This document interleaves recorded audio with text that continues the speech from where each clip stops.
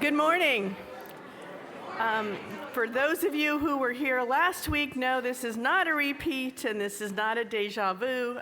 Lisa Casto was supposed to be a worship associate today, and unfortunately, Lisa tested positive for COVID late last night, so I know. So good morning. Welcome to Horizon Unitarian Universalist Church. My name is Beth Blakehedges. I will be your worship associate today. My pronouns are she, her, hers.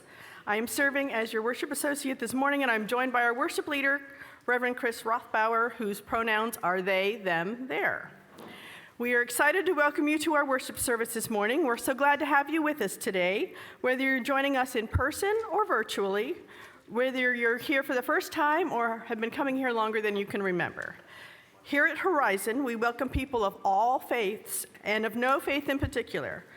Whoever you are, whomever you love, wherever you are in your journey, you are welcome among us.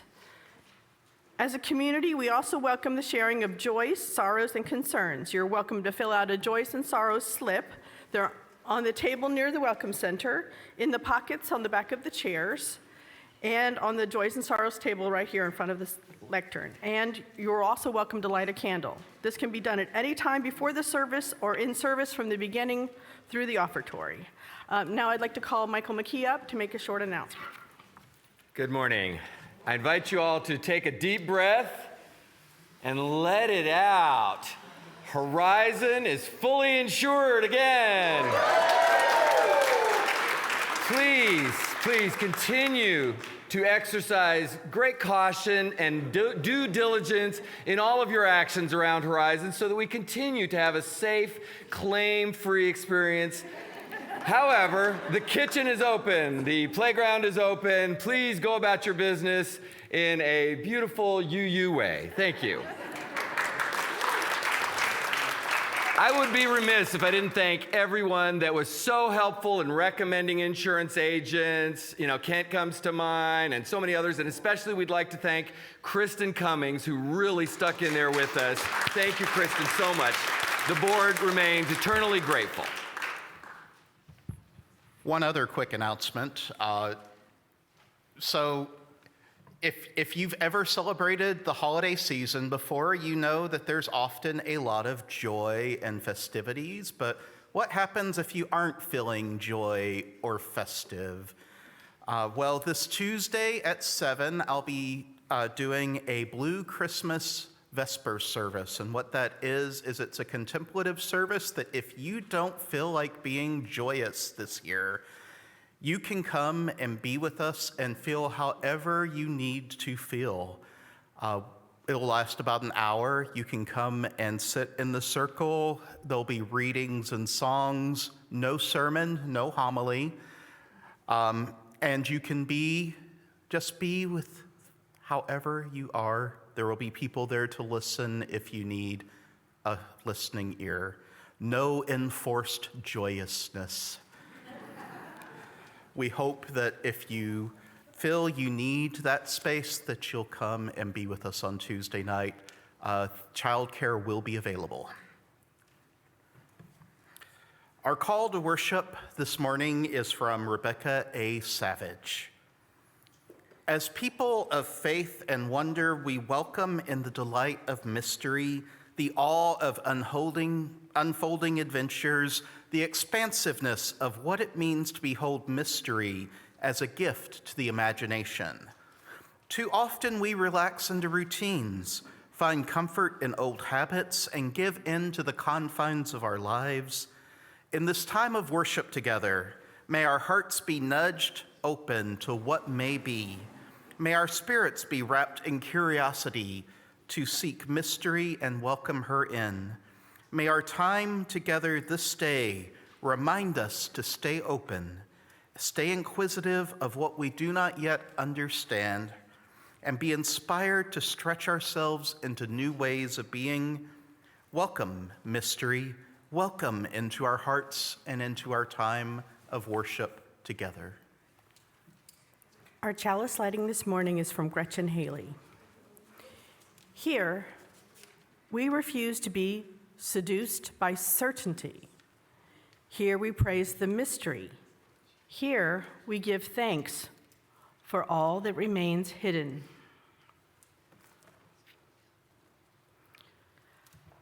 Please join me in our affirmation, which is printed on the back of your order of service and projected on the screen.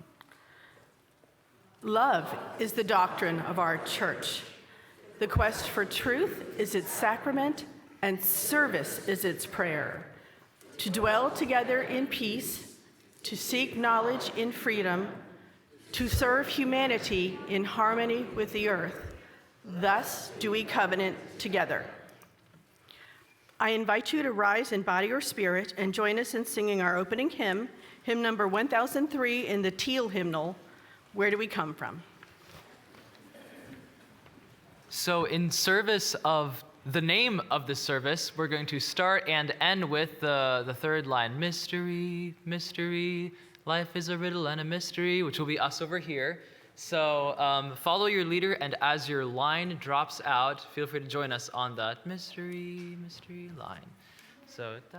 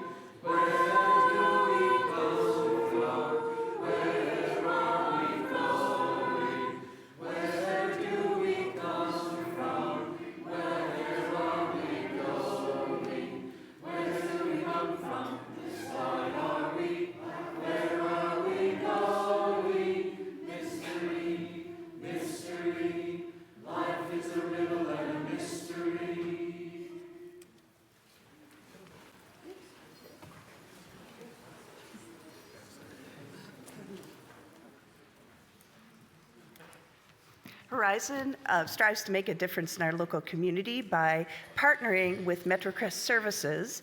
If you have something like a coat, a new toy, please drop that off in the lobby in the box that's indicated. If you brought something for their food pantry, would you please give it to a young person as they come up? I see a couple of young kids, and I really need help today, and I might even need help from our junior high kids, if they're willing, just to come sit up front. So kids, come on down. All right, they are starting to come down. And while they're bringing up all the donations, I just wanted to show you that this box says, do not open until Sunday on both sides. It's got wiggle eyes on it. It's got question marks. So that's great. If you all would sit in the front or sit on the apron of the stage, I'd appreciate it. Oh, I'm so glad to have a lot of helpers here. Well, today in service, the adults are going to be talking about mystery. And this is why what is mystery, first of all? What does that mean? It means something we don't know. Oh, something we don't know. Okay, so you all know what mystery is. Well, you know what mystery is. That sounds kind of funny. And why mystery is so important to us as a religion is it appears all through the official documentation of the Unitarian Universalist Association. We use it to explain what inspires us as UUs. And in fact, I'm going to read you what is the wording. As Unitarian Universalists, we proclaim that direct experiences and descending mystery and wonder are a primary source of inspiration. These experiences open up our hearts, renew our spirits, and transform our lives. So, I have this box. Remember, I don't know if you kids saw it. How about this person right here in the blue? Oh, how about maybe in green? Would you like to shake this box and see if you can guess? Don't open it, but can you try to guess what's in the inside? Go ahead, just shake it, weigh it. All right. Why don't you, okay, is it heavy or light? Mixture of both. Oh, it's kind of heavy and kind of light. Okay. Why doesn't my helper here in the blue take the top off? It says, do not open till Sunday. Can you take the top off? Oh, so let me show the people at home and the people in the seats what's in there. So there's something else. Oh my goodness. Okay. This is like an onion. All right. How about my friend in the blue, in the green here? Can you shake this and can you decide? Why don't you decide what's on its side? Okay. Is it heavy or light? What do you think? Heavy means it's kind of hard to hold. Yeah, I would say it's light. And does it make any noise? Like, can you tell what it is? No? All right, I'm going to ask my helper to pass it over to my friend here in yellow, and you may open it up. And then hand it back to me so the people at home can see what it is. Okay, can you show me? Yeah, they're snowflakes. They're snowflake stickers. It's kind of fun. Some of them are kind of sparkly. Some of them kind of have outlines and things like that. And so now, it's kind of cool, huh? Especially if you like stickers. So it's really not what was inside the box, but how did, like, not knowing what was inside the box and then finding that there was a tin inside the box, how did that make you feel? It made me feel excited. Excited, yeah. Does anybody else have anything to say? What? I'm sorry, what? Oh, super happy. That's neat. I wonder if our youth, our junior high teens, maybe had some ideas too. Were you wondering too? Maybe what was going on? How about you, adults? How did it make you feel? Did you feel happy? Did you feel excited? Oh, curious. That's a great name too. Yes. So, the stickers in the box kind of remind us that our UU faith encourage us to keep our eyes out for what is mysterious in our world. Just like when we look up at the sky on a winter's night when it's really cold, you know, that one or twice a season and the snowflakes are falling down. And the reason our religion wants us to pay attention to mystery is it reminds us how lucky we are to live in an amazing world. Mystery is something which we don't know, and it plays such a big part in our religion. Why am I here? How do I know what to believe?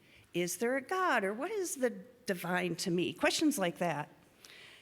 These are things we may never answer, and you know what? That's okay. The important part of our faith says is to allow mysterious things to make us feel grateful, to make us feel happy, and curious. Just like when you go to a magic show, you don't know how that magician does the magic trick, but it doesn't matter because it just pulls you in. And another way to put this is that mysterious things change the way we feel. When we feel life is boring, mystery makes us feel a little excited. When we feel like a know-it-all, mystery helps us be humble and curious. And that is the great thing about mystery. It transforms us. So I want to thank our helpers in the front, our helpers in the seats today, and let's go ahead and sing you out to our classes.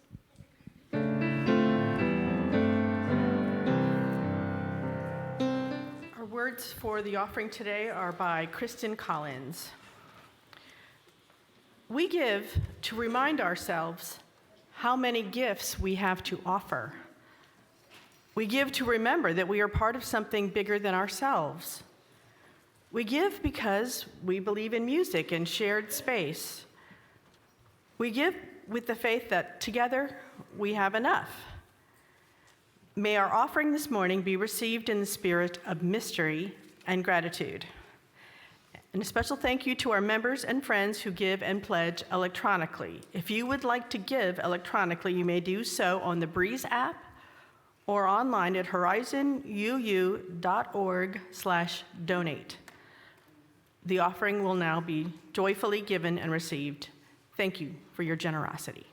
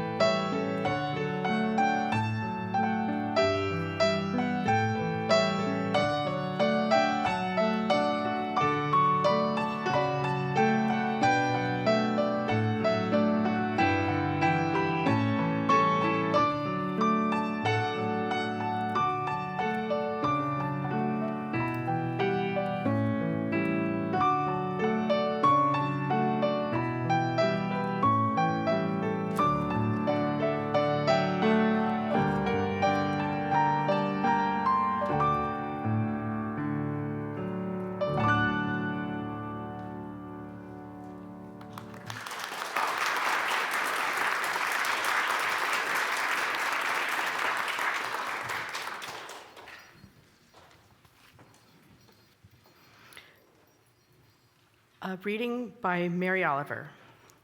Mysteries, yes.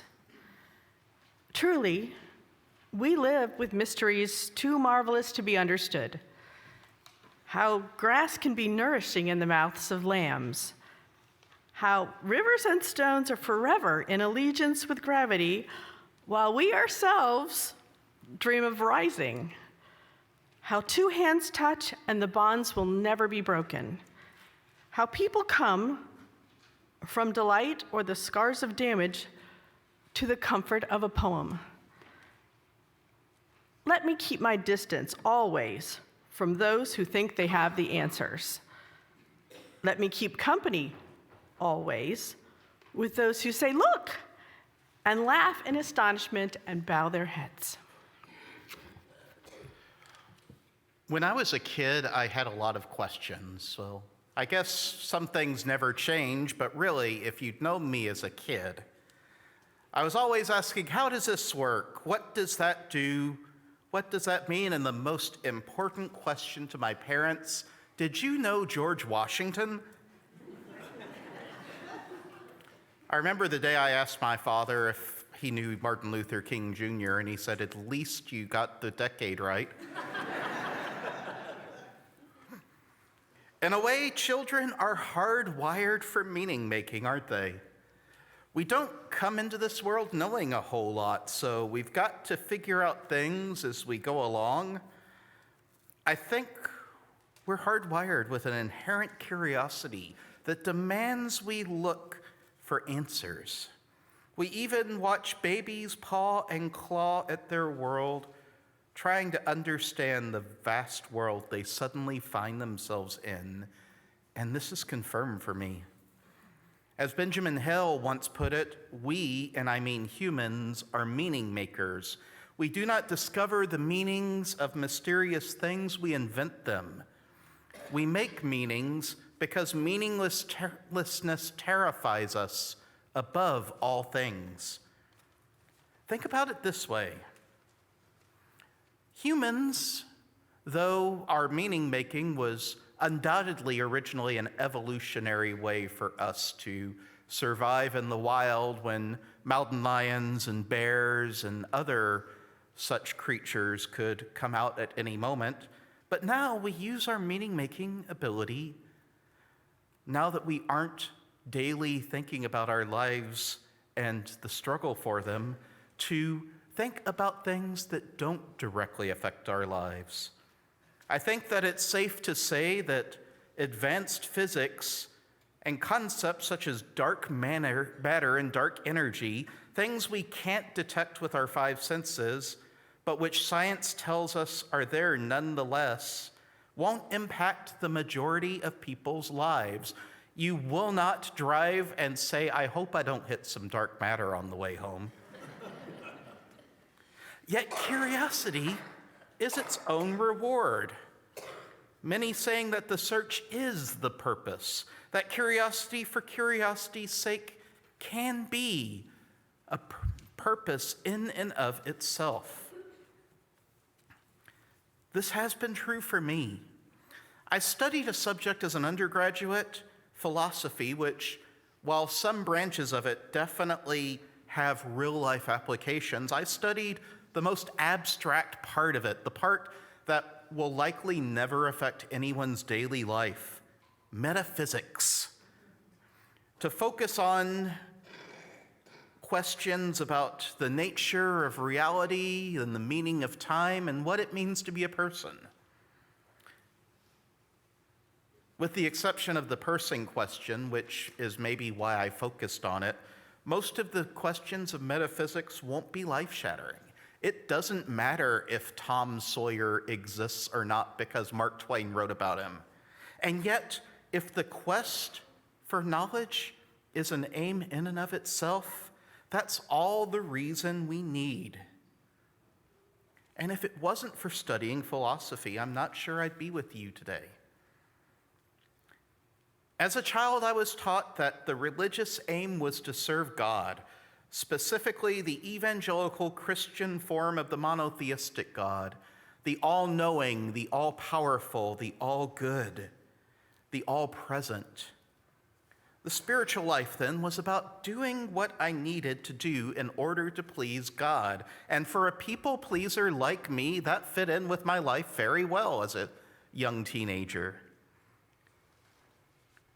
Evangelicals might say that this was simply having a relationship with God, but I was obsessed with what God wanted, or at least what others, especially ministers, told me God wanted, and with making sure my every thought and deed was in line with what God wanted. Indeed, I took the idea of an examen to its horrible conclusion. When I left the church, I thought I was leaving behind all those religious and spiritual things as well. I didn't think any other definition could be valid. After all, if religion and spirituality were what I thought they were, how could I embrace a spiritual life if I no longer believed in that God? I've come to realize over the years, starting with when I was studying philosophy, how much humans love a good mystery. When I was a kid, I used to watch Perry Mason and Matlock and loved trying to figure out who the murderer was, and it seemed like they always had it before I did. I wanted to be like them, to be able to notice the smallest clues so that I could figure out the mysteries of life. But we don't just love mysteries when there's a clear answer. Take the case of the man dubbed D.B. Cooper, who in 1971 hijacked a Boeing 727 airliner, telling a flight attendant he had a bomb and that he wanted cash and 2 parachutes. He had the plane land in Seattle and released all passengers and crew except for the pilots, and was delivered the money and parachutes. He then had the pilots take off again, and somewhere along the way, he opened the cabin door and jumped out of the plane with the money and one of the parachutes. To this day, he's never been seen again. Though the FBI had a lot of clues, they were never able to find out who D.B. Cooper was for sure. They were never able to find all the money, despite, and here's an interesting clue of it all, they found some of it in a remote part of the Columbia River near Vancouver, Washington, 9 years later. They could never even figure out if he was alive or dead. Did he survive that jump? Most people would say no, but then the part of me that likes a good mystery would like to think he somehow made it out of that. The mystery of D.B. Cooper continues to fascinate true crime fans to this day, with books and documentaries discussing various theories of the crime. And it continues to be the only case of hijacking in United States history that was never solved. So I propose that we, as humans, like a good mystery. Since the days our earliest relatives looked to the sky and asked where we came from, we've really enjoyed asking questions that we don't know the answers to, and that we may never, about things we don't understand, at least for now. As Mary Oliver put it in our first reading this morning, truly we live with mysteries too marvelous to be understood. I don't care about your theistic orientation or your beliefs about the hereafter. I don't care if you participate in elaborate rituals or go to church, or if you don't think much about religious questions at all. There is something we all think about, mysteries that, like the identity of D.B. Cooper, we may never have the answer to. For me, the greatest mystery of all, even if I assume there is no God, is why is there anything rather than nothing? I've read scientific and philosophic explanations for why the universe exists, but really, they just open more mysteries for me. After all, if we currently believe the world was created in a Big Bang, why did the pre-existing matter in the universe exist? I'm not sure I'll ever have the answer to this mystery, and I'm not sure I want to. After all, it gives me a little bit of awe to think about how little I understand about the nature of the world. It gives me things to think about and maybe a little bit of humility about my place in the universe.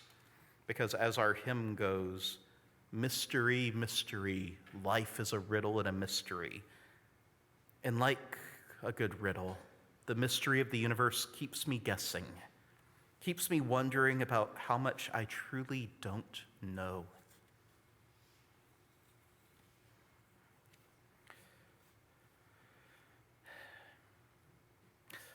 We now take time to honor the sorrows and joys of this community, knowing that we are all interconnected and that what affects one affects us all. April shares a joy that she's grateful for the new carpet, and the old carpet and rug in the Buddhist room is gone. And as a side note from me, thank you to the Building and Grounds Committee, especially Bruce Deere, for the work of getting that carpet out. And to Tina for the work that she did in the aftermath.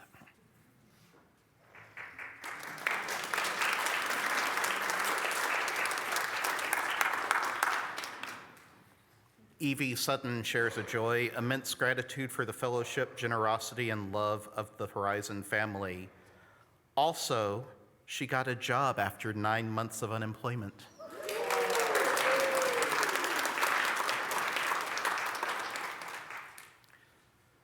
A concern shared on behalf of Elizabeth Gustwick. Yesterday, Elizabeth's sister-in-law passed away.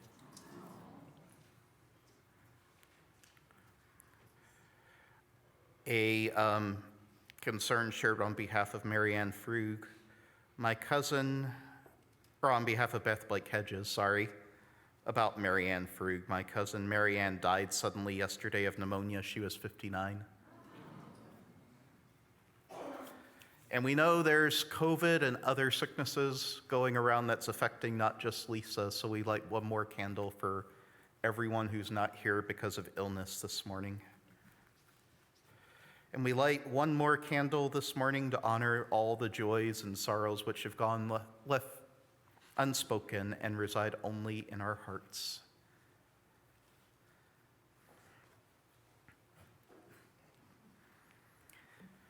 Please join me in the spirit of prayer and meditation in whatever way feels right with these words from Rebecca A. Savage. After the reading, we'll have a space of silence which will be broken by our responsive reading, number 1009 in the Till hymnal, Meditation on Breathing. Spirit of life, eternal mystery, receive the meditations of our hearts this day. We come to this space with the challenges and sorrows of our lives wringing our thoughts, all that we have left undone, our relationships that may be frayed or fraught, the pressures of life, work or home, hunching our spirits and bringing us down, things, people, and places that are breaking our hearts. Beyond these walls, there is so much that is outside of our control. Let us leave it there for a moment. Beloved mystery, hold us close and whisper into our hearts that another world is possible. One beyond our imagination that we are building together, one prayer at a time, one hopeful declaration at a time, one act of forgiveness and grace at a time, one extension of care and compassion at a time.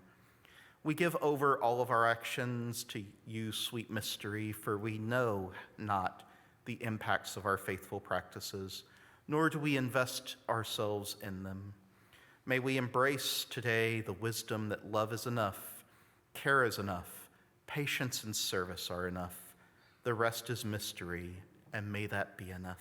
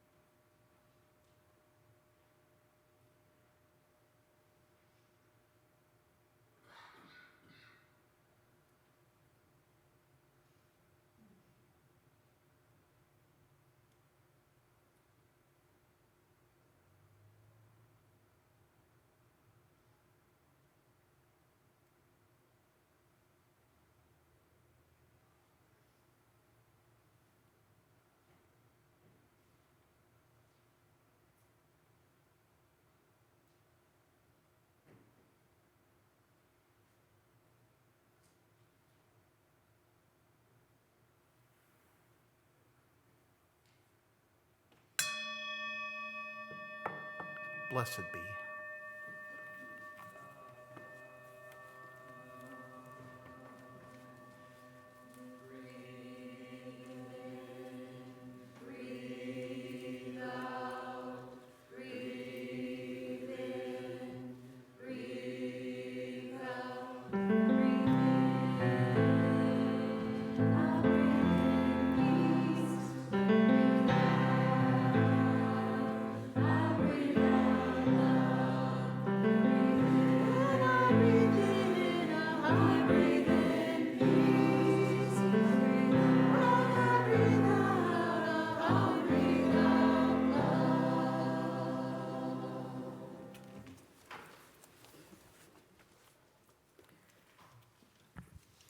Our second reading today is from words by Richard Feynman. I think it's much more interesting to live not knowing than to have answers which might be wrong. I have approximate answers and possible beliefs and different degrees of uncertainty about different things, but I am not absolutely sure of anything. There are many things I don't know anything about, such as whether it means anything to ask, why are we here? I might think about it a little bit, and if I can't figure it out, then I go on to something else. But I don't have to know an answer. I don't feel frightened by not knowing things, by being lost in the mysterious universe without having any purpose, which is the way it really is, as far as I can tell.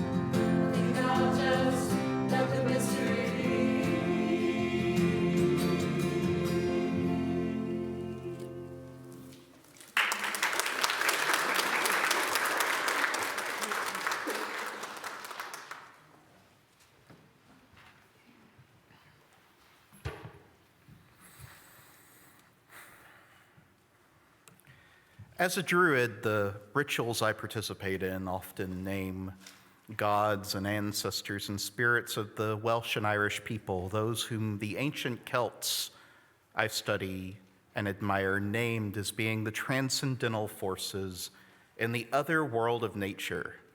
These are not all powerful, all-knowing, or even all-benevolent beings as one might find in our Christian cousins, but rather different beings who, since ancient times, have been seen as having great power over the earth.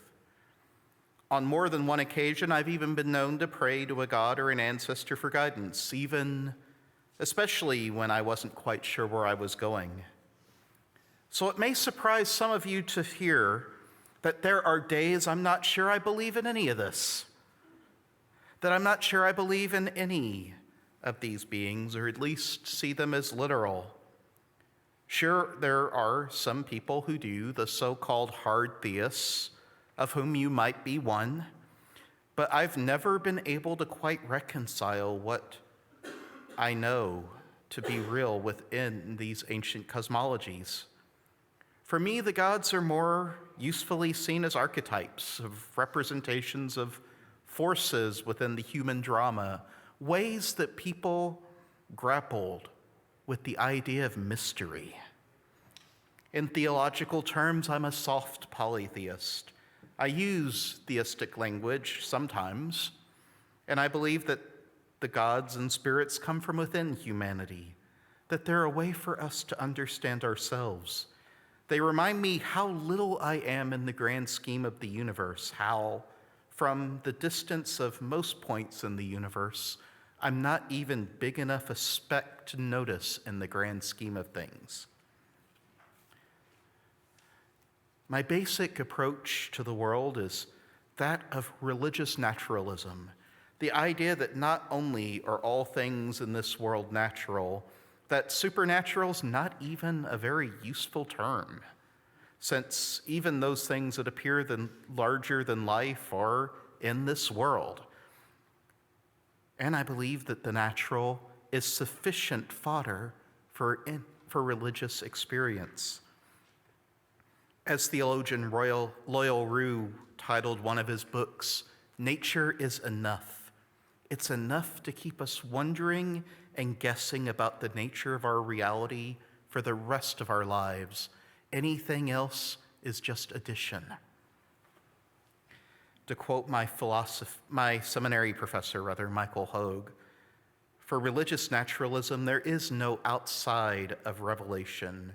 The whole of the cosmos rings with it, with the subatomic to the interstellar, from the unicellular to the civilizational. Imagine that, the entirety of the cosmos, a religious revelation, a confession to the awesome mysteries of life. That may run contrary to some definitions of spirituality, such as the ones that I knew when I was a kid. But if we take spirituality as the looking towards something bigger than ourselves, it quickly becomes apparent to me why even atheists can be religious. Whether or not a supernatural realm exists or not, there is so much in this universe bigger than me. In fact, most things are bigger than me, even those things smaller than me. After all, there are multiple people in this congregation who are not here today because of bacteria and viruses. Little things that can take us out for a little while, or if I'm terribly unlucky, out of commission for good. The awe and wonder I experience, my mystical bent, is because I realize that right here, right now, there are so many mysteries that I want to be a part of. I get why a physicist would look for evidence of dark matter, or why an astronaut would want to go to the moon. I want to touch the unknown too, and fill my interdependence with it. The mysteries of this world make it more interesting to live in and teach me that what I do matters, that though I am less than a speck in the grand scheme of things, I am part of a lot of other specks, taking actions that could determine the course of our little tiny part of the universe. This meaning-making impulse, the desire to find meaning behind the mystery, is the core of all religions throughout time. While science can tell us the who, what, where, when, why, and how, it is religion that proposes the why. Why do we exist? Because the alternative is there wouldn't be anyone else to ask the question. If you want to be religious, my friends, even if you're an atheist, you don't need some special system of rituals or a relationship with God, or even to live a pure and holy life, although often those things will come.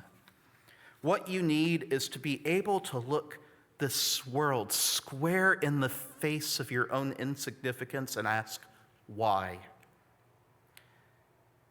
If you can do this, you're already well underway to becoming an amateur theologian, because the great mystery isn't lived in some other dimension we humans can only dream of, but in the here and now, where existential questions about this world start rising to the surface. That's the true meaning of God language. Some people hate God language because it's so ambiguous, and I get it. And the reason it's so ambiguous is because so many people have tried to define what is bigger than themselves through all time. This is why I'm a Unitarian Universalist. I want to be a part of a community of religious seekers, some of whom think like me and others quite different. Some who use God language and others who say that it isn't sufficient for our day and time. We come together because we all have questions for the great mystery, even if it's just, how shall I live today? And hopefully we'll use the paths we find to make the world a better place. For as theologian and biologist Ursula Goodenough once put it, one can start from the perspective of a religious naturalist or from the perspective of the world's religions and arrive at the same place, a moral imperative that this earth and its creatures be respected and cherished. And here's the conundrum. What keeps me coming back will never have adequate answers to the great philosophical and theological questions. But as long as we're willing to keep asking, that's motivation enough for me to ask how I can make the world a better place. I believe that the great mystery calls us to ask why we, as a species or a nation or a people, sometimes acts like we're the only beings or matter in the universe. But as Chet Ramo says, if we try to make ourselves worthy of a universe of which we are an infinitesimal part, we might just become accidentally worthy in the end. May it be so.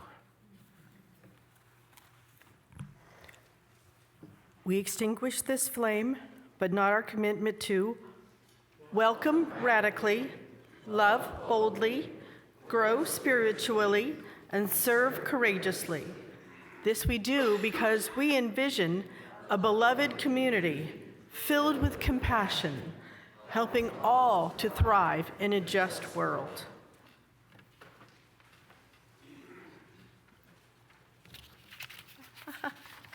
Sorry. I would like to invite you to rise in body or spirit and join us in singing our closing hymn, hymn number 298 in the gray hymnal, Wake Now My Senses.